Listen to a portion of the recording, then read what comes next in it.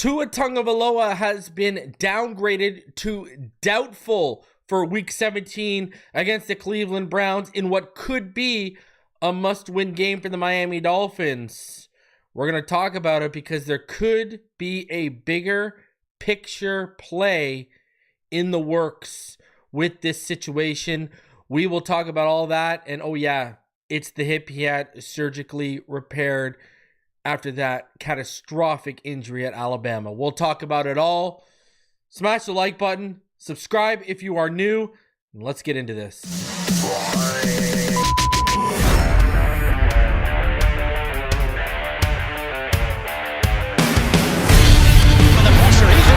Loses the football. Touchdown! Got it! You have got to be kidding me. Jalen Waddle has a Dolphin touchdown. And he will score! Field down the near side, man open. Touchdown!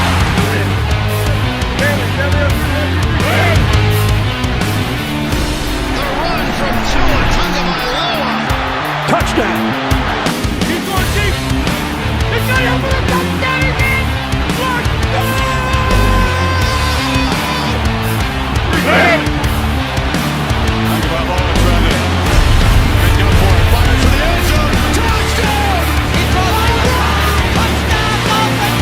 Beautiful day to be a Dolphin fan. Let's go!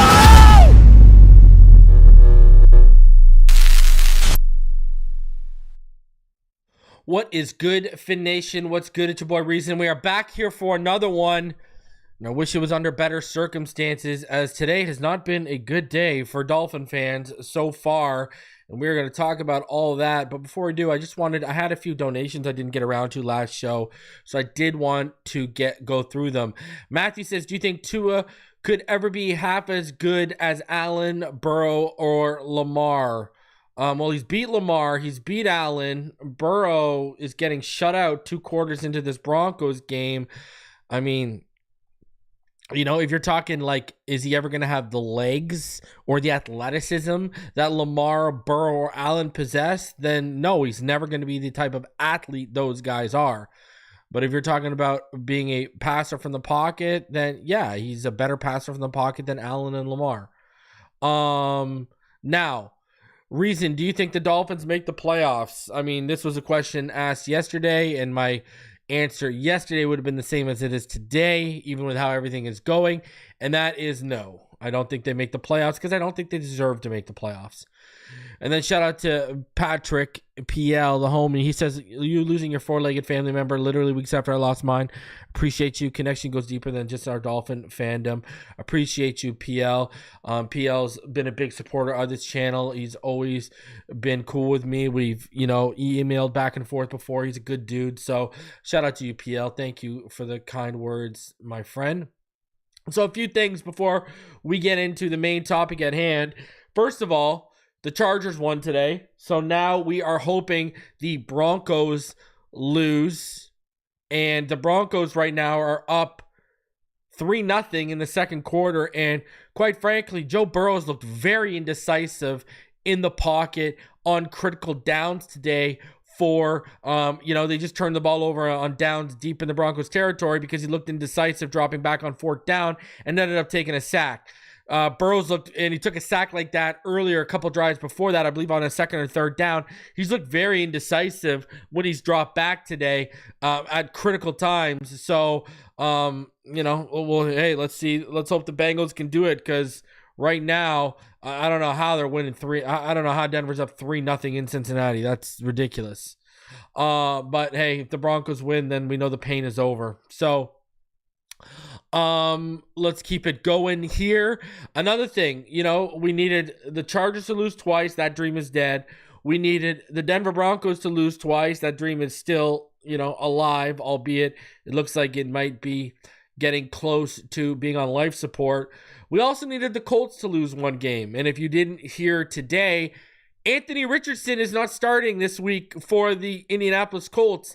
They downgraded Anthony Richardson to out, and Joe Flacco will start this week against the Giants. Like, it sure sounds like the Colts, Steichen stepped in and said, "Yeah, no, we're going with Flacco the rest of the way because he gives us the best chance to get into the playoffs." I mean, hey, this is what happens when you don't take care of your business. Because, we're going to talk about Tua, obviously, in a second here. But not having a contingency plan earlier in the season, listen, say what you want. But even without Tua, you should have beat teams like the Colts and the Titans without Tua. You should have had a good enough contingency plan at quarterback and really with the offensive line depth, so you're not having to rely on Eichenberg and Jones, that you could have beat a team like that. By the way, Patreons, that Patreon update I told you will be coming this week. It is going to be coming tonight for channel members and Patrons only. It's going to be a lot of intel in that one. It's going to be a very, very interesting update for Patrons and channel members tonight. I don't want to give too many things away, but I gave one. I told y'all I'll give you a little hint earlier this week. I'll give you the same one over. Everyone thought D'Amico Ryans calling out our play on the sideline was, whoa, my God. Wait till you hear what I have to tell you tonight and the intel that's known on McDaniel, the offensive line, the special teams unit. Man, wait till you hear what I gotta say. All of you who want Danny Crossman gone, you're gonna love to hear what I have to say tonight. So make sure, if you're a patron or you're a channel member, be out on the lookout for that update. It will be dropping late tonight. All right, so be on the lookout for that. Going even further, like I said, this episode, it is sponsored by BetUS. In the chat right now, I want to know, who's winning in an Oklahoma drill? BetUS made this graphic, not me, but I want to know who's winning, Troy Polamalu or Jason Taylor. Someone made a good point. They said it should have been Jason Taylor against Zach Thomas. Who do you got winning in an Oklahoma drill?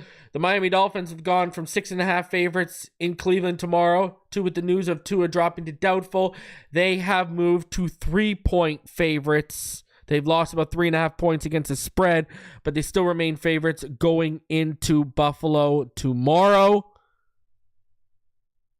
Going into Cleveland tomorrow, not Buffalo. I apologize. Going into Cleveland tomorrow.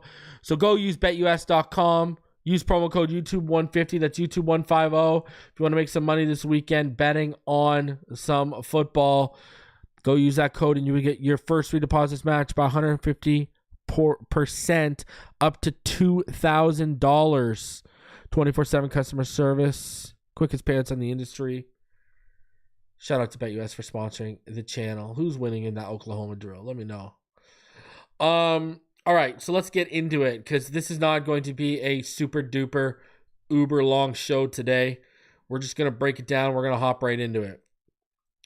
Dolphins are downgrading Tua Tagovailoa to doubtful for Sunday's game at Cleveland due to a hip injury per sources. Tagovailoa is still pushing to play Sunday, but if he can't, Tyler Huntley would be in line to replace him. So a few things here. All right, number one, this is how I view this wording. Everything matters with how things are worded, okay? And when they say Tua Tagovailoa is still pushing to play, you know what that tells me? That's what this tells me. I'll tell you right now, this is what this tells me. If the Bengals win tonight, Tua's playing tomorrow. If the Bengals lose and we're eliminated, Tua will not be playing tomorrow.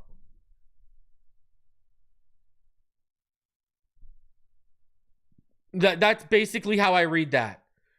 If we have a chance, like if we are still in the playoff race and the Bengals take care of business tonight and we're still alive, Tua will play tomorrow. That's how I view this. But I will also say this.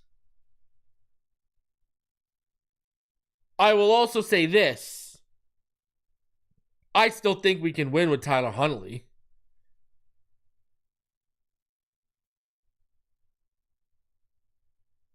You know? So I mean, it is what it is. I honestly think you can still win with Tyler Huntley being around Tua for this long, being in the system for this long. I actually think you can still win this game with Tyler Huntley. That said, I do believe they are positioning themselves into a spot where if we are alive, Tua can go.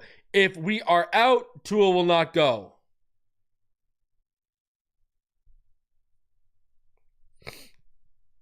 And this is not a concussion, or we'll get into the injury, but we can, Dorian Thompson-Robinson has thrown 5 interceptions, had 2 fumbles, and has not scored a rushing touchdown or threw for a passing touchdown.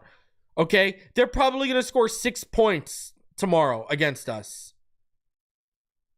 Now, what sucks without Tua is we don't know where Tyler Huntley's at in this offense. So that means Jerome Ford could stick around in the game. And, they could have 100, 150 yards on the ground from Jerome Ford if it's a closer game than it should be because Tua's out. I still think we'd win it. But, So, and we're going to get into, the whole injury aspect. But right now I'm just focusing on tomorrow because I'm going to cover it all. I'm going to talk about it all. But anyways, I still think we can win with Tyler Huntley. And I do think this is, if Tua can play tomorrow, if we are still alive, Tua plays tomorrow. If we are not alive, Tua does not play tomorrow. And that's all this is setting up for. That's how I view this. And I actually think Tyler Huntley is going to be better than what we had seen him previously because he's, look at what Tyler Huntley said when he was here. He talked about why he struggled, how complex of an offense this is. This is not easy to pick up. Now Tyler Huntley's had a few months. He's also been taking tips from Tua and talking to Tua about plays, et cetera, et cetera.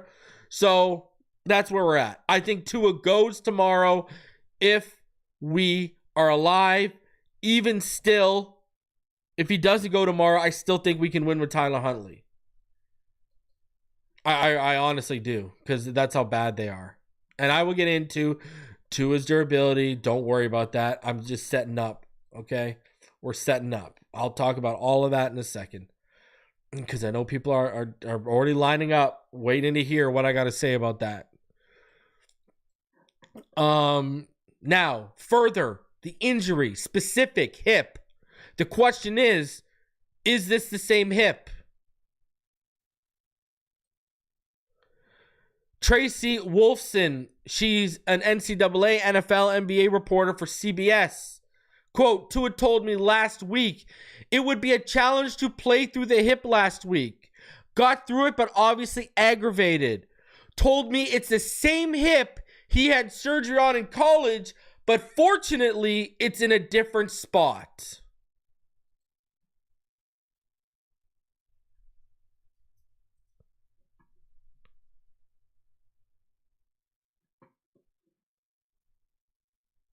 So, even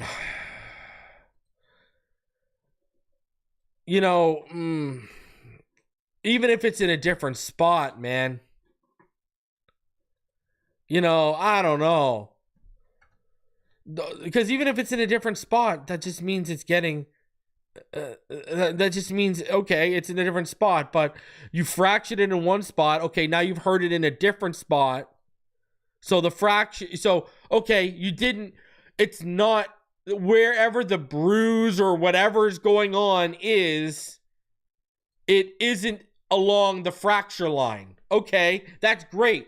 But you're okay, so you're still, it's still compromised. That's just another injury to, it's not like a hip is this big. Okay, that's number one. So, I don't know. I don't know. Now, I put out my first, it wasn't even a mock, but my first effort at making a mock draft. Me and Neil showed it either last week or the week before. I still had us taking a quarterback in the first 3 rounds, and I will still say, take that dart throw with Jackson in the second or third round. I'm still all about that. Don't think that's changed. You just need a legitimate contingency plan. You need to draft. Oh, Burrow to Higgins for a touchdown. You need to draft. Here's the facts. You need to draft. The facts are you need to draft a quarterback and sign a good vet.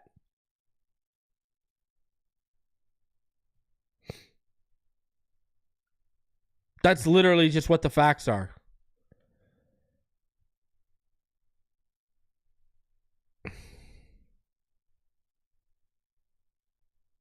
You need to sign a good vet, and you need to draft a quarterback. You need to double up, baby. The only thing that's changed for me is I don't think you have to spend a first-round pick. But spending that second, spending that third, that would still be on the table for me, and nothing's changed. That has not changed for me, and it hasn't changed all season. I still want a legitimate contingency plan. You should have a veteran on deck that you know can come in and win games, and you should be developing a rookie that you hope can either right away or by 2026 challenge and or give you real serious consideration to move off of Tua because of his durabilities, because of how this kid's developing and his tools and his traits and what he's got. That's what you need. Like, this hasn't changed. This has been my thought process all season. Hasn't changed. The only thing that's changed is from the play we've seen from Tua. He's only really had one bad game against a good team this year, and that was against Houston, right? So, I'm talking about since he returned from injury. So, I don't need a first-round pick. Plus, why trade up for Cam Ward and Shedeur Sanders when they're not going to be as good as Tua is right now out of the gate, and we need the picks because we have so many more issues in quarterback right now. Jordan Brooks has no help on the second level. Calais Campbell might be leaving if we're eliminated next week, so that's going to leave Seiler, Chop, an injured Jalen Phillips, and a bunch of rotational guys. Now, I'd still bring back Deshaun Hand and Benito Jones on cheap deals, of course. The secondary, the whole safety room is a mess. Kendall Fuller, he's had multiple concussions this year. Kohu's so hot and cold, you don't know what you're going to get. Either a guy who's lights out or a guy who struggles and costs you in big moments. Jalen Ramsey, he's been trailing more this season than I can remember him as a professional. And that's just on the defense. Never mind, you got to replace Eichenberg. You got to replace Jones. You need to put a contingency plan in place for Austin Jackson because he's hurt every year. What's going to happen with Tyreek? That wide receiver room. The tight end room beyond John, it was a joke. Like, there's so many holes. There's just so many holes right now you're looking at.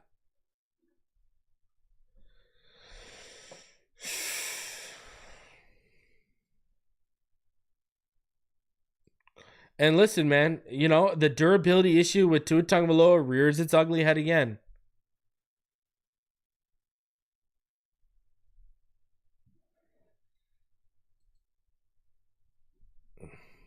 And that's just where it is.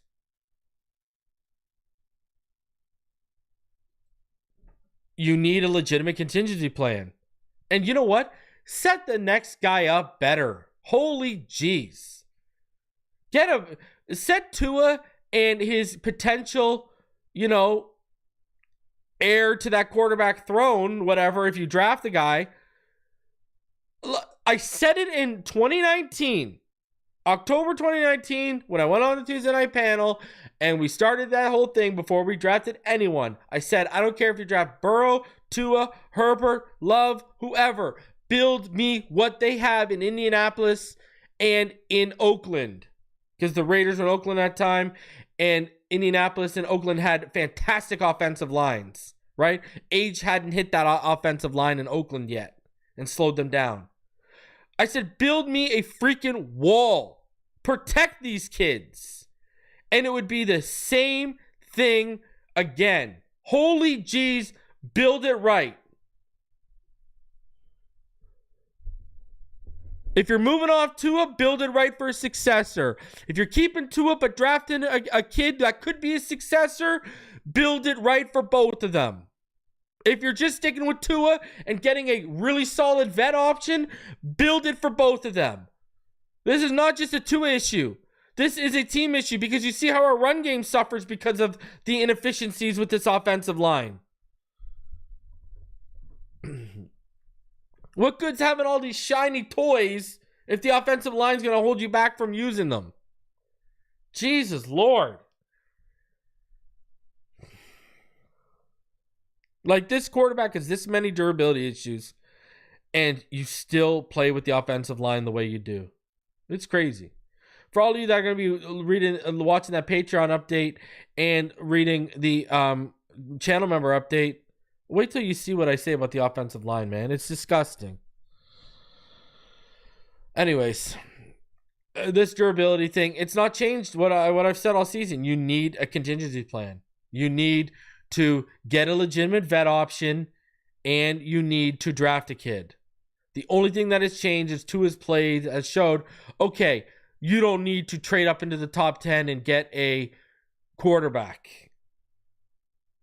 Get a guy in the second or third and develop him. You already know where I'm at. I want my boy Jackson Dart. I want Jackson Dart. I've already said this. Give me the legit dual threat guy, man.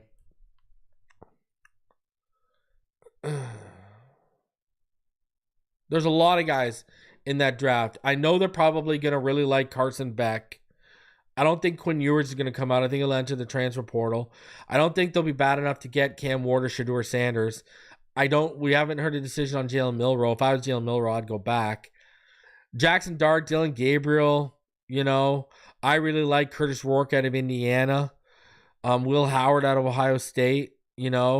There's guys out there. So, there's options, from day 2 and beyond. For real. So, now, the question is, how did Tua re-aggravate this hip injury? Because remember, he actually had this hip injury heading in. It was because he didn't slide against the Texans and he took that hit. Now, this is the play most people agree on. They believe where this is where they think he re-aggravated that hip injury against the 49ers.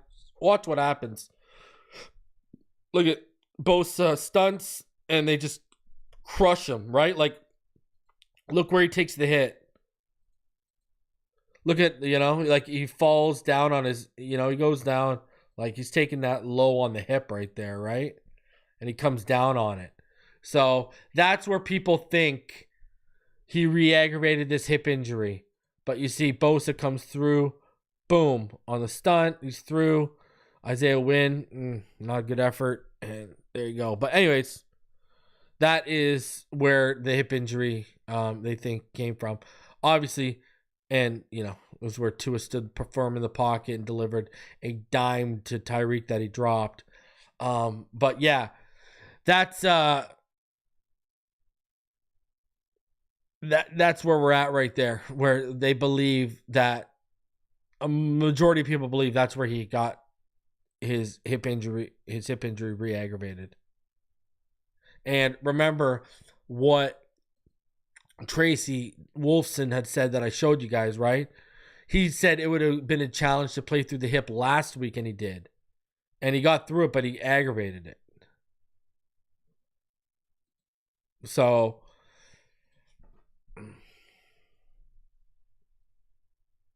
tough. I don't know what else to say except, man, like I'm going to tell you right now, if the Broncos lose, you better be out there tomorrow. Because think about this. If Tua doesn't start again this season, that means he's only started 11 games this year, and he missed 6 games this year, which would be career highs. Career low in the 11 games, career high for the 6 games missed. And if you do the math, that would average about 13.3 starts over the last 4 seasons. I mean, that means you got to make up for about 3.5 to 4 games without Tua. Again, that leads me back to you need a legitimate veteran option, and you need to draft a guy on day 2 or day 3, and you need to get him in the building, and you need to develop him. And I don't give me I want a guy in the 3rd to 5th rounds. I don't want a guy in the 7th round. How many Brock Purdy's hit? Let's be real with ourselves right now. How many, give me a guy in the 3rd to 5th round.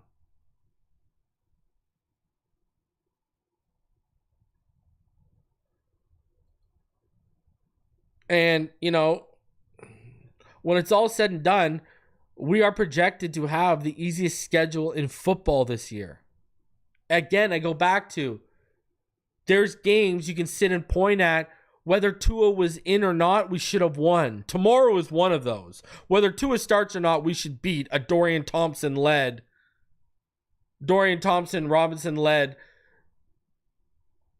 Browns. We should have no problem. We should have beat the Colts, and we should have beat the Titans without Tua. Again, this is why I keep going back to, yes, the quarterback durability issues are 110% a problem. We need a legitimate contingency plan, and we need a contingency plan that's good enough to give us comfort that we can win without Tua with that contingency plan. Whether that means it's going to be a few games, or whether it's a young buck that we've developed that we can pass the reins on to if these things just persist and be like, yo, this is your team, you roll with it. Hey, Tua, we can't keep betting on you. That's the contingency plan we need. That's where we need to be at.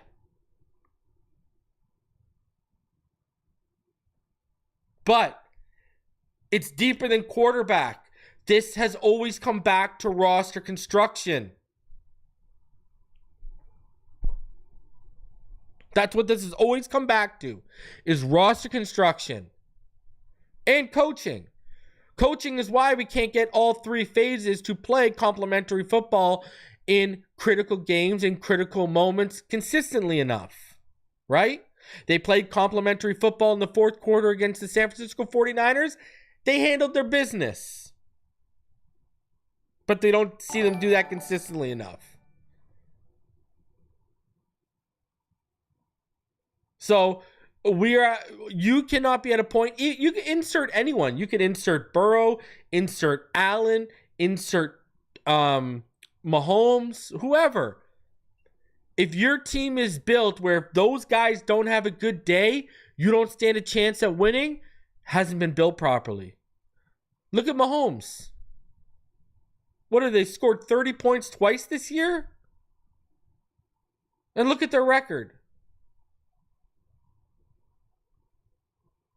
Right?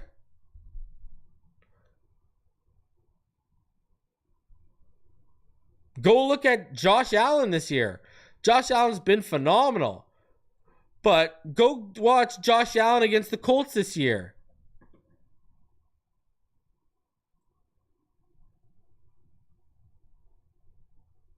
He wasn't good. He was 22 of 37, a 59.5 percentage, and he threw 2 picks. And guess what? Buffalo, guess what they did? They still won the game. They won 30-20.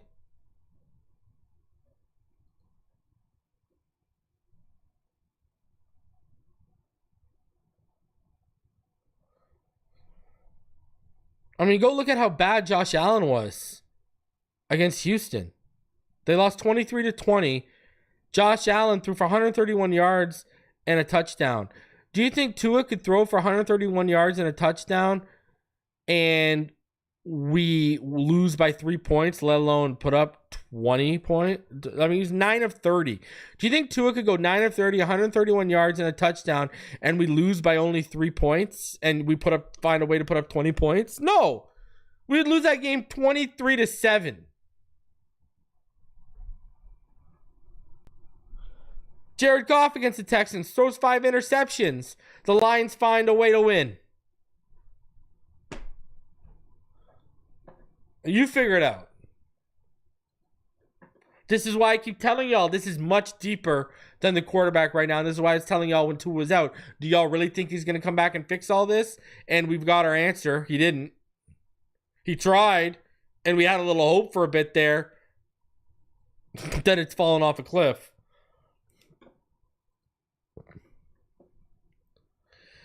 So here's more on Tua being out and some more injury updates for today. On a day, the Dolphins stunned everybody by downgrading Tua Tagovailoa to doubtful for Sunday's game at Cleveland. Miami also ended quarterback Kendall Fuller's season because of a knee injury. Tagovailoa had indicated on Thursday afternoon that his hip is feeling good and suggested he would continue to play through it. But unless Tagovailoa was not being forthright, his situation apparently changed over the next 24 hours, to the point that he was listed as questionable at 4 p.m. Friday and downgraded to doubtful at 1:30 p.m. Saturday.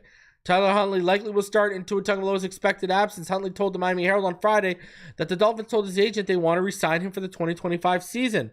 Also, Skylar Thompson was elevated from the practice squad to back up Huntley on Sunday at the Browns. NFL Network reported Tagovailoa is trying to play, but it would be highly unusual for a player to play in a game after being downgraded from questionable to doubtful on a day before a game. Tua sustained the injury against the Houston Texans, then re-injured it against the 49ers, but finished both games. The injury is said to be affecting his mobility. The injury is to the same hip that was surgically repaired at Alabama, but in a different spot. CBS's Tracy Wolfson reported during the Dolphins 49ers game last Sunday. Tagovailoa missed the Sunday game as expected. It would be the 5th game he has missed this season. Fuller, who sustained a knee injury against the 49ers, was placed on injured reserve. His spot on the 53-man roster was filled by Eric Ezukanma, who was needed because Jalen Waddle and D. Eskridge are listed as questionable because of knee injuries. Besides elevating Thompson, the Dolphins also elevated Nick Needham, which gives the Dolphins a veteran safety to supplement Javon Holland and Elijah Campbell in case Jordan Poyer is sidelined by knee and finger issues. So, I actually didn't see that he was elevated. I didn't see that Skylar was elevated. When did they elevate him? So they elevated him. I'm trying to look for an elevation. Okay. Yeah, they elevated about 4 hours ago. I didn't see that. That was at 1:30. I was out running errands, so I didn't see that Skylar Thompson was elevated to the active roster. Now, I still think if Tua pushes to play tomorrow and says, yo, let me go, we're still in this, I still think they say, yeah, go for it, kid. And we just roll with 3 backups. But the fact that they upgraded Skylar Thompson does give me a little bit more pause than I had earlier about even if there's a loss today by the Broncos. But again, they could be thinking, and this goes where I said, lose or win or loss today, I do think we should beat them with Tyler Huntley. They might be thinking, hey, if we stay alive, then we can have Tua for the Jets game if we're still in it. I don't know what the thought process is, but I would think Tua is going to push to play if we are still alive and the Broncos lose. Now, here's where the issues start to lie in. If you look at him from a pro standpoint with his injuries and how they're stacking up, right? 2020, he came in. He wasn't as prepared as Burrow and Herbert because he was rehabbing to be able to play instead of preparing to play, i.e. with like playbook, et cetera, in 2020, coming off that hip fracture. But if you look at just NFL injuries, remember he missed the Jets game due to a thumb sprain. He had the rib fracture in 2021 against the Buffalo Bills, right? He also had a finger fracture that year as well. He's had 3 documented concussions that cost him 2 games in 2022 and some games in 2024 as well. And now a hip injury potentially could cost him games. The injuries are stacking up, man. Now, he hasn't officially missed a game with a hip injury, so you can't add that to the list. And yeah, I'll be the first one to admit to you guys that from what I understand, the NFL is why he missed so many games because of that concussion this year, not necessarily on how he was feeling, his head was feeling, and where he was at physically and mentally. It was more so the NFL stepping in. He wanted to be back for that Titans game or the Patriots game. So, it is what it is. We need to sign listen, if you want to keep Huntley, I get it, because they're not going to pony up the money for Sam Darnold or Russell Wilson. So you want to keep Huntley because by the time free agency rolls around, he would have been in the offense for a bunch of months. Cool. But you need to draft a legitimate option on day 2 or early day 3.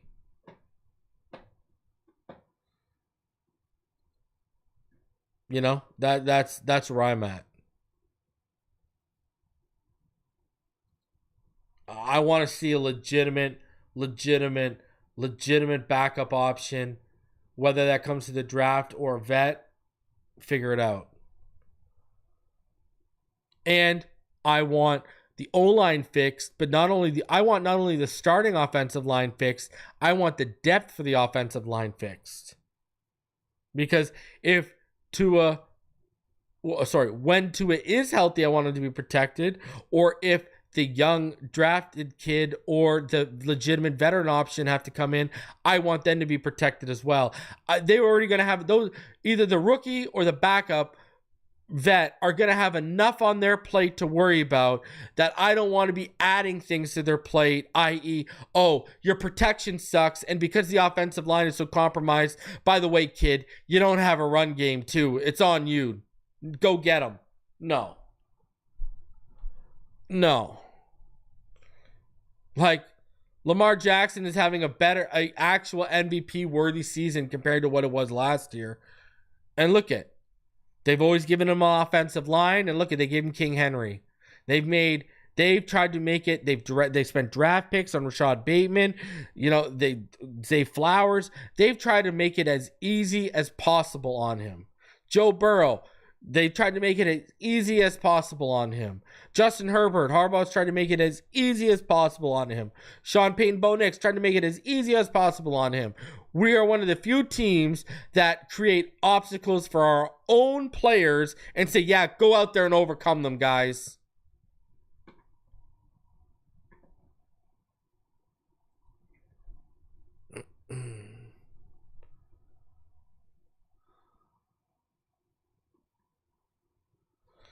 It is what it is. Don't ever let it be what it ain't. All right? Everyone needs to come together over this too. We don't need no more divide. I see the chat.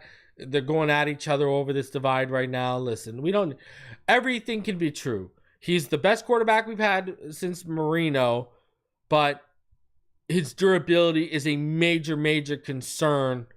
And you need to set yourself up in case that's it. In case you need to move off of him, either by your own choice or because you're forced to by some injury to him. I mean, and it goes you need to set up that offensive line too. You need to fix that offensive line, the starters and the depth for not just Tua, but for the running game and for the new kid you're going to draft or the legitimate backup you're going to go get. The offensive line just isn't a Tua issue. Imagine what Achane could be doing with a good offensive line. Oh yeah, we got glimpses of it last year. 8 yards per carry. So Tua ain't the only one suffering because of the offensive line. And then your weapons suffer, right? Like, we're running screens and getting the ball off so fast to negate the pressure. So, again, this is not a Tua issue. You need to get that offensive line for your running back room, which you've invested in with a 3rd round pick in Achane and trading a 3rd round pick for Wright. You need to get it better for them. And then if you're I want a quarterback drafted in between the third to fifth round. If you're going to take him in the second, hey, I'm not going to hurt you. If the right guy falls to you, you're not going to hear crying out of me. You need to protect that kid. If Huntley's your backup, or hell, let's say you find the money and you somehow get Sam Darnold or Russell Wilson or one of these other guys that's going to be out there, you need to protect them too.